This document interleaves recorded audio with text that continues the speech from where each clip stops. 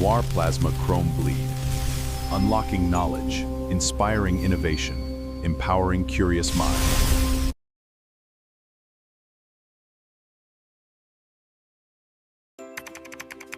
This website makes learning so easy. I found all my resources here.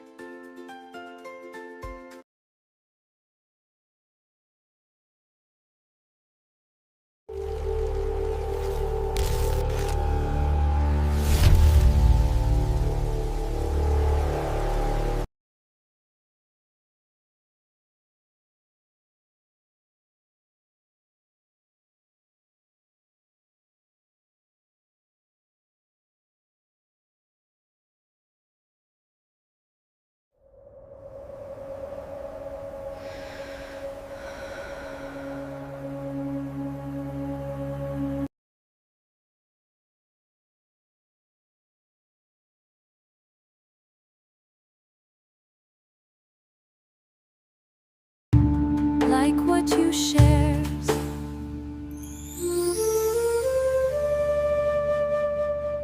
Welcome to this explainer. Today we're zooming in on a figure who literally revolutionized the English language and the art of storytelling. We're talking, of course, about William Shakespeare. Widely regarded as the world's preeminent dramatist and England's national poet, the Bard of Avon left behind a legacy that has endured for well over 4 centuries. So we're going to trace his incredible journey today, looking at the data, the historical records, and the literary masterpieces that elevated him from a regular mortal man in a small English town to an immortal literary genius. Let's kick things off with a genuinely staggering number: 4 billion. According to Guinness World Records, that's the estimated number of copies of Shakespeare's works sold worldwide since his death. 4 billion! That makes him the world's best-selling playwright by an almost incomprehensible margin. It perfectly establishes the sheer scale of his global footprint. But you have to ask, how did one man, writing way back in the late 16th and early 17th centuries, achieve a level of influence that remains entirely unmatched today? Well, our blueprint for today traces that exact journey. 1. The Man from Stratford. 2. The stage and plays. 3. Sonnets and poems. 4. Master of the language. 5. Legacy. And finally 6. Speculation and myths. Starting with Section 1. The Man from Stratford and his rather spotty historical record. Before we can understand the immortal bard, we really need to ground him as a real man, born to a glove maker. And when you look at his timeline, his documented life leaves us with more questions than answers. We know he was baptized in 1564, and that at age 18 he married a 26-year-old Anne Hathaway. But then, check out that gap from 1585 to 1592.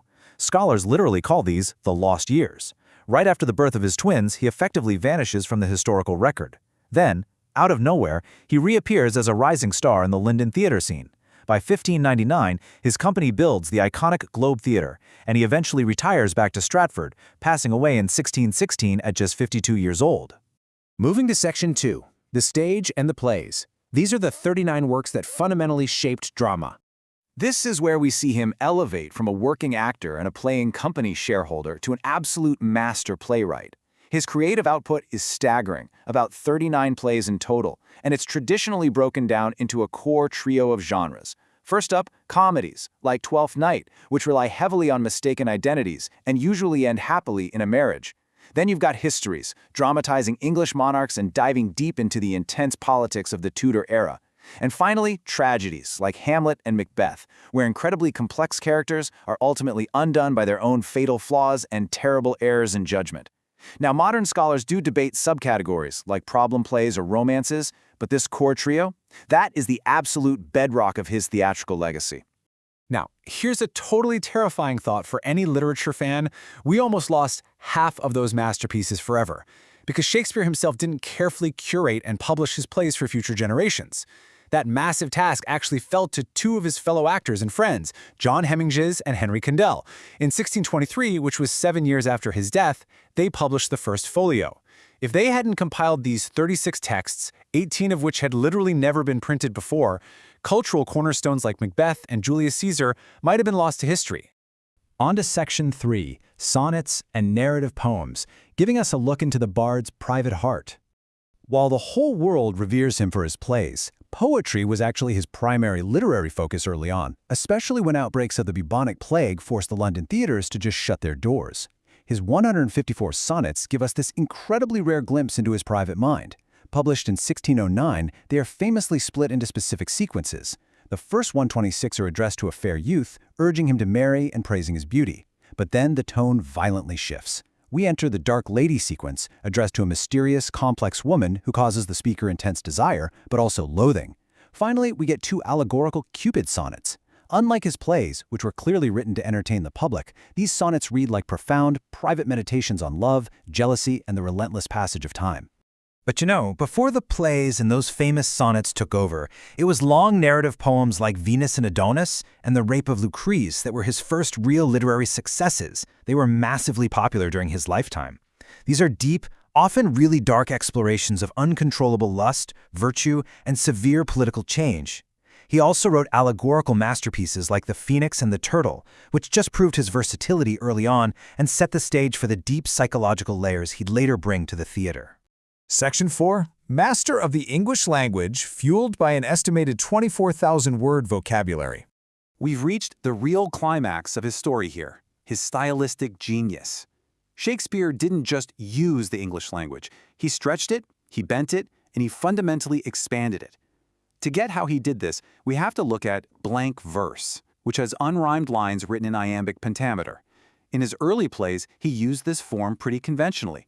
But as he got better, he realized that perfectly rhythmic poetry doesn't always sound like natural human thought. So he just boldly started to interrupt its flow. He used run-on lines, really irregular pauses, and jagged sentence structures.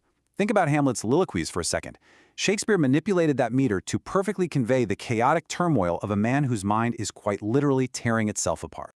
And his words completely infiltrated our everyday lives. Seriously, whether you're going on a wild goose chase, wearing your heart on your sleeve, or fighting the green-eyed monster, you are directly quoting William Shakespeare. He coined or popularized over 1,700 words and phrases that we still use constantly. At a time when English grammar and spelling were barely even standardized, he mashed words together and adapted idioms, breathing life into a vocabulary that scholars estimate at an astonishing 24,000 words. Which brings us to Section 5, Legacy and Enduring Influence. As the saying goes, he was not of an age but for all time. To really wrap your head around his command of language, just compare him to other literary giants. While Homer used roughly 9,000 words for the entirety of the Iliad and the Odyssey, and the great poet John Milton used a little over 17,000, Shakespeare's vocabulary towered over them at roughly 24,000 words. That sheer amount of linguistic firepower is exactly what allowed him to capture the entire spectrum of the human condition with such incredible precision. And the result of all that firepower is a global impact that just defies borders and time. His plays have been translated into over 80 languages, and yes, that literally includes constructed languages like Klingon and Esperanto. But his influence goes way beyond mere translations. His multifaceted characters completely changed how we tell stories. Herman Melville based Captain Ahab on King Lear. Sigmund Freud drew heavily on Hamlet to formulate his theories of human psychology. From classic operas by Verdi to modern movies like The Lion King, it is absolutely wild to see how a 16th century playwright's stories have been adapted into thousands of artistic works. It just proves that his themes, ambition, love, power, are universally human. Finally, Section 6, Speculation, Mysteries, and Myths. The man behind the curtain. When you have a figure this monumental paired with a pretty fragmented historical record, it is the perfect breeding ground for debate. We have to touch on the mysteries that keep the Shakespearean mythos alive today. The most famous one, the authorship question. Did someone else, like Francis Bacon, Christopher Marlowe, or the Earl of Oxford, actually write these masterpieces? Now, to be clear, mainstream literary scholars firmly attribute the works to the man from Stratford and consider this a French theory. But that lack of primary documentation just keeps the speculation going.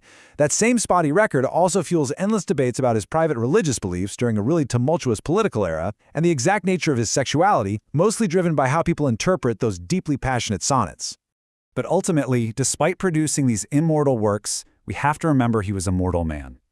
He was a man who literally cursed anyone who might try to move his bones, carving a warning right into his grave at Holy Trinity Church. His body remains undisturbed, yet his legacy guarantees that his mind is going to live on forever, holding up a mirror to our greatest triumphs and our darkest flaws. So having seen the incredible scope of his life and language today, the only question left for us is, which of his 39 plays are you going to explore next? Thanks for tuning into this explainer, and keep learning.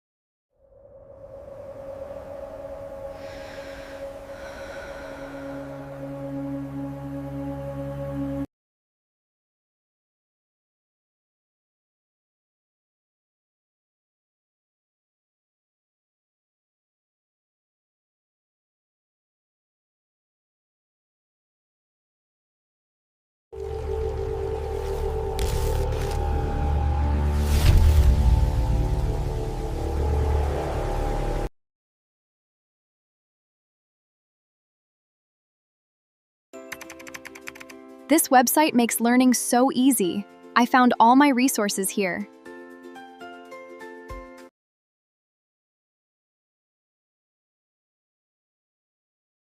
Noir Plasma Chrome Bleed. Unlocking knowledge, inspiring innovation, empowering curious minds.